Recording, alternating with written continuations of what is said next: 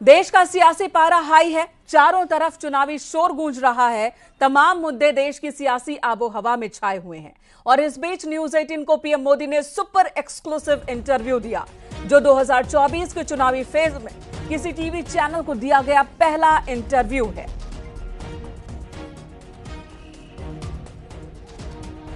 News 18 के group editor in chief Rahul Joshi और news 18 Kannada के एडिटर हरिप्रसाद और न्यूज 18 लोकमत के एंकर विलास बडेने ने पीएम मोदी का इंटरव्यू किया है, जिसमें तमाम सवाल उनके सामने रखे हैं।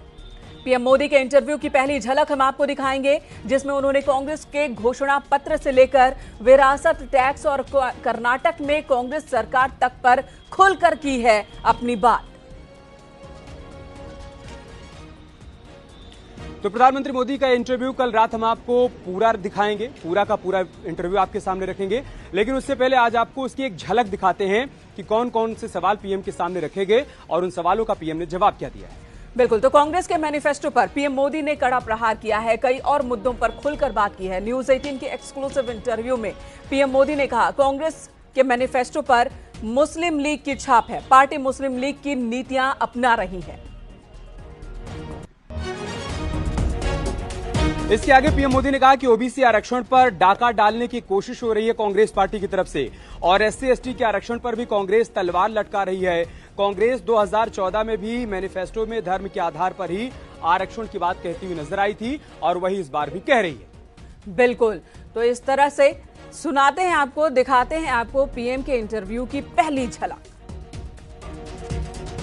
आपने जो है राजस्थान में एक रैली में एक कांग्रेस के मैनिफेस्टो पर एक डायरेक्ट अटैक किया। आपने ये तक कहा कि इनका एक स्कीम है जिससे कि ये वेल्थ डिस्ट्रीब्यूट करना चाहते हैं, ये पता लगाना चाहते हैं किसके पास कितनी जमा पूंजी है, किसके पास कितना पैसा है, किसके पास कितना सोना है, सिल्वर है, चांदी है, और उसको वो मुसलमानों में और घुसपैठियों में बांट देना चाहते हैं। क्या ये थ्रेट इतना रियल है? क्या आपको ऐसा दिखता है? कांग्रेस का जहाँ तक मैनिफेस्टो है, कोई मुझे बताए क्या चुनाव के अंदर पॉलिटिकल पार्टियों के मैनिफेस्टो ये कोई शोपीस के लिए होते हैं क्या? सचमुच में तो मीडिया का काम है कि हर एक पॉलिटिकल पार्टी के मैनिफेस्टो की बारीकी से जांच पड़ताल करे। मैं इंतजार कर रहा था कि मीडिया करे। पहले दिन मैंने एक कमेंट तो कर दिया था जी, मैं कोई आज कर नहीं रहा जी, कि भाई मुझे मैनिफेस्टो देख करके लगता है कि इस पर पूरी तरह मुस्लिम लीग की छाप है। तो मुझे लगा कि मीडिया चौंक जाएगा, जो एनालिसिस करने वाले चौंक जाएंगे, लेकिन पता नहीं अब उनकी व्यस्तता कुछ और है।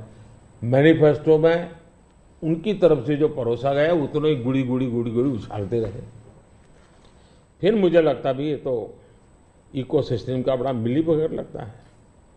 अब मुझे सच्चाई लेकर जाना पड़ेगा।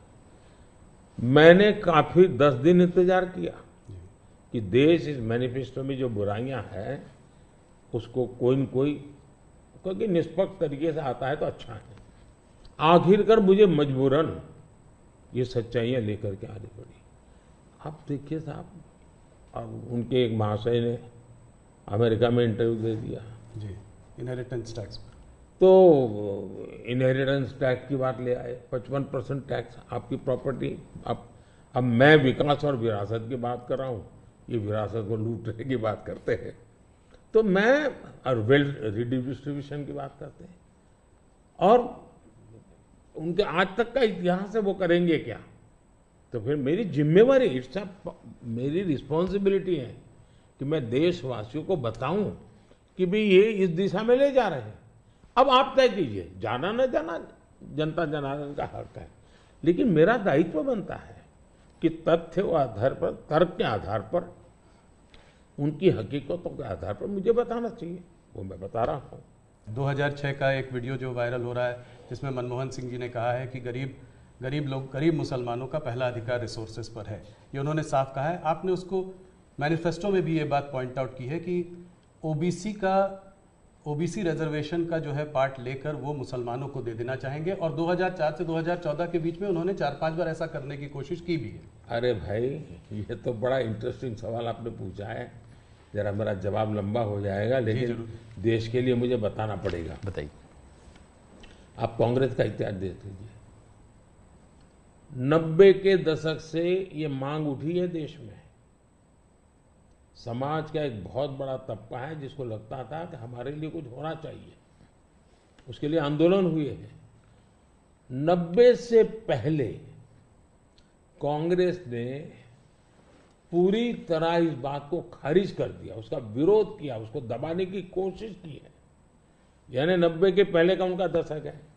फिर उनको जितनी भी कमीशन बने, जितनी कमेटियां बनाई, उसके भी रिपोर्ट्स ओबीसी के विचार के पक्ष में आने लगे। अब उनके सिफारिशों को भी वो नकारते रहे, रिजेक्ट करते रहे, दबाते रहे। 90 के दशक में उनको लगा कि भी अब इसको जरा उनकी वोट बैंक की राजनीति के अनुसार उसको टर्न दिया जाए। उन्होंने पहला पाप किया क्या, 90s के दशक में कर्नाटका में उन्होंने धर्म के आधार पर, आपको याद होगा, कर्नाटका में उन्होंने धर्म के आधार पर मुसलमानों को ओबीसी घोषित कर दिया।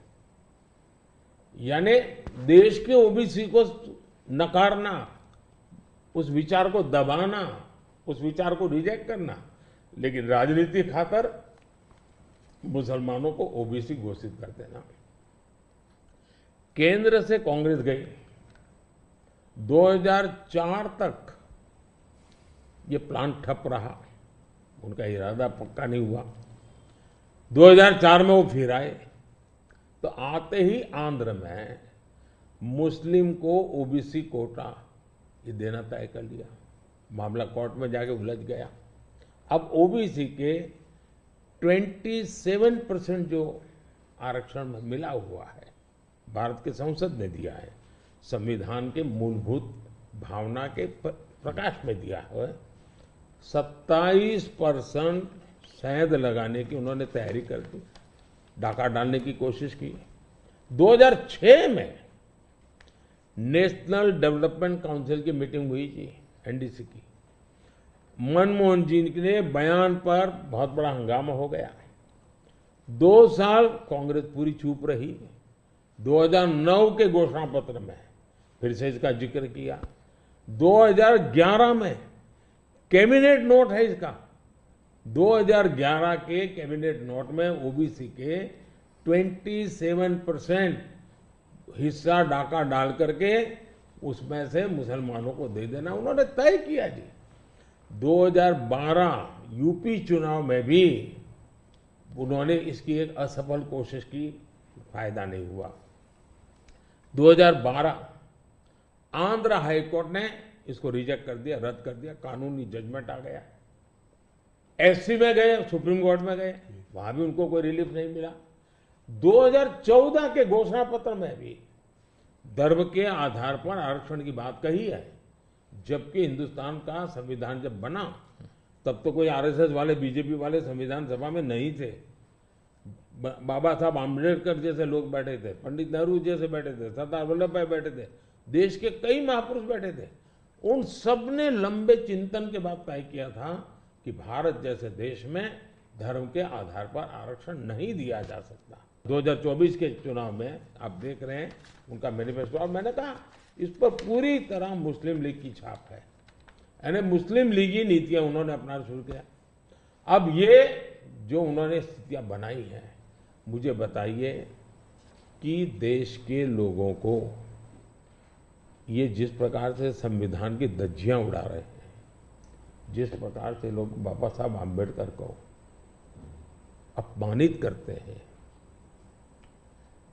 एससी एसटी के आरक्षण पर भी खतरा, तलवार लटका देते हैं, ओबीसी का तो जीना मुश्किल कर देंगे। क्या मुझे देश की जनता को प्रशिक्षित करना चाहिए कि नहीं करना चाहिए? मैं सभी जो भी विद्वान लोग हैं, जो कलम के धनी हैं, जो निष्पक्ष हैं, उनका ये दायित्व बनता है कि ऐसे समय देश को वो एजुकेट करें, सही चीजें बताएं।